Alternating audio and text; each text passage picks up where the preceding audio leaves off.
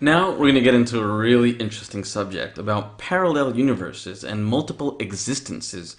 Now, we used to think that parallel universes and multiple existences used to only be fantasy, from stories like C.S. Lewis's The Lion, the Witch, and the Wardrobe, to the 90s movies The Matrix, and popular TV shows like Fringe. The Hindu Puranas and Vedic texts have hinted at the existence of a multiverse.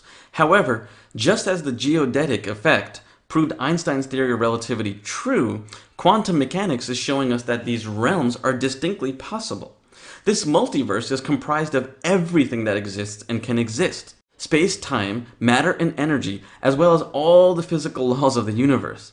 Quantum mechanics explains that everything has a probability associated with it, even in your current reality as you know it. On top of that, it also states that all possible outcomes are likely to exist at some point, meaning one reality gradually just slips into another reality. To break this down further, there are an unlimited number of possibilities for each action you take. For every action you take, there's an opposite action also taken in another universe. So, for example, when you wake up in the morning and you might hit your alarm clock and go back to sleep, there's another version of you that didn't hit the alarm clock or hit the alarm clock and got up and actually went for a shower. Now, there's multiple reactions and things that you can do in this universe, and that's why you can create any reality you want, because it already happened. You see, one of the best known examples of this counterintuitive and dualistic nature in the quantum world is the double slit experiment, which is sometimes called the Young's experiment or the observer theory. If you take a piece of material that blocks light, creating a barrier, and cut two small slits in it, and hit the slits with the light, the photons pass through the slit and meet up again on the other side of the barrier. This meeting is known as interference. But send the photons at the slit one at a time, you'll still see the same thing. In effect, the photons flow through both slits as a probability wave, and these probabilities interfere with each other. The same behavior can be observed with particles. In many instances, an electron will behave as a simple particle, but it will also act as a probability wave when confronted with a double slit. This is called wave-particle duality. The strangest part is when a quantum observer is watching. Quantum mechanics states that particles can also behave as waves.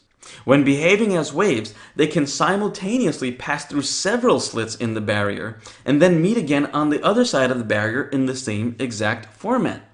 Bizarre as it may sound, interference can only occur when no one is watching. So once an observer begins to watch the particles going through the slits, the picture changes dramatically. If a particle can be seen going through one slit, then it's clear to the observer that it didn't go through the other.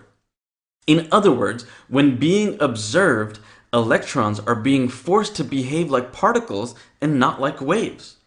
The mere act of observation affects the experimental findings. So the question is, are we affecting our own realities by just observing them? And in reality, does a multiverse really exist, and can we control what we want just by merely observing it? As you've experienced inside a projector cell, the answer is yes. Speaking of multi-dimensions, there is also said to exist a dimension of consciousness that contains a vibrational record of every soul's journey, as well as the complete knowledge of every human experience and history of the universe.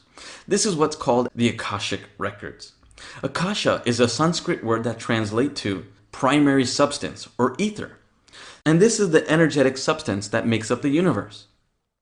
And the root of the word Akasha is derived from two ancient Tibetan or northern Indian words, Aka meaning space or storage space or repository, and Sa, which means sky, hidden or secret. Putting this together, Akashic Records are a hidden library of records that are imprinted or written in the very ether or fabric of the universe or universal consciousness. In short, these records are energetic imprints or complete repositories of every thought, every action, emotion, and experience that has ever happened or occurred in time and space. This includes every experience, lifetime, and reality that has ever existed, past, present, and even in the future. Every single person, including you, has a unique record. It is even said that the soul of groups, events, organizations, and even locations has their own Akashic record. That means even our powerful Project Yourself community has its own record. Your record contains every single piece of information about your soul's existence and experience, its relationships, its health, its abundance, and even lack of. Accessing your record can help you expand your consciousness and ultimately give you more power to personally and collectively create the reality you desire. So, how can you access these records? Well, these records are automatically and constantly updated through astral projection or out-of-body experiences. So, get on to decalcifying and activating the pineal gland of yours. Also, as I mentioned earlier in this level, clearing your karmic energy or residue that can be caught up in your 8th chakra can help you access your own record. Glimpses of this record can even come to you in the form of flashes of intuition or instinctual hunches. However, some of the most powerful ways to access these Akashic records are through breathing techniques, mantras, and meditating on the Sri Yantra. Once you are aware of any past life blockages, you can more readily clear your future for the reality you desire. Removing past life blocks, which prevent the prana or energy from flowing through to your 9th chakra and ultimately into the astral plane, can have a positive physical effect on you, your body, your emotions, and thoughts. And it can help you tap into your supernatural powers, or siddhis, like telekinesis, seeing the future, or other similar powers. As I've touched on before, these siddhis are specifically mentioned in the Yoga Sutras of Patanjali.